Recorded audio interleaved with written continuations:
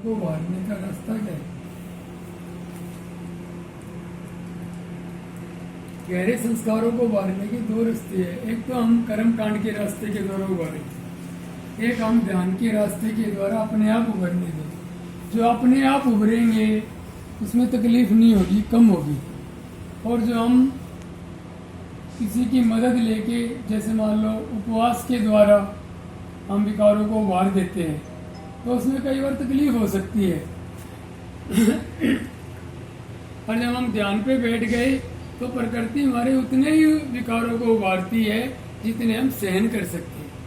हम मान लो हम गहरे विकारों को उभार दे और हमारे मन की अवस्था ऐसी नहीं है कि हम उसको कंट्रोल कर सके, मान लो इतनी बड़ी प्रॉब्लम खड़ी हो जाए, तो कर्म कांड के रास्ते पे ये प्रॉब्लम रहती है। जैसे लोग कुंडली जागरण करते हैं और चक्रों पर मन को एकाग्र करते हैं, उसमें क्या गहरे विकार रखते हैं, परंतु मन की स्थिति मजबूत नहीं होती, तो उसके लिए उसको गुरु के पास रहना पड़ता है, तो उसकी गुरु मदद करता है इस विकारों को सहन शक्ति देने की। परंतु ये जो ध्यान का रास्ता है, इसमें यही खास बात है कि प्रकृति स्वयं विकारों को उभारती है और उसकी अवस्था के हिसाब से।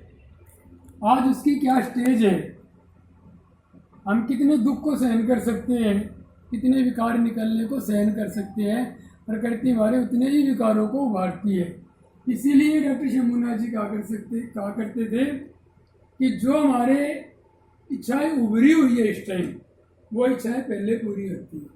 हमें इसलिए इच्छा बनाने की भी जरूरत नहीं है। जो हमारी इच्छाएं उभर चुकी है, अपने आप आ रही है जो सामने, तो वो इच्छाएं, इसका मतलब भगवान पूरी करना चाहता है। और जो ध्यान के रास्ते पर चलते हैं वो इस चीज़ को अनुभव भी करते हैं। जो परिस्थितियां बन गई है आज, तो वो विकारी तो उभरे हुए हैं। जो हम कह रहे हैं भाई ये मेरे में कमी है, ये मेरे में कमी है, इच्छाएं क्यों नहीं पूरी हो रही, ये विकारी तो है और क्या है। तो जिन विचारों में हमारा मन विचरण करता है परिस्थिति के हिसाब से, उन इच्छाओं को वो शक्ति मिलती रहती है और फल जो है कम प्रयास द्वारा वो पूरा हो जाता है। और नहीं तो क्या होगा, ध्यान नहीं करेंगे, इच्छाएं हैं, हम बहुत ज़्यादा सोचेंगे, बहुत ज़्यादा विचार करेंगे और बहुत उसमें समय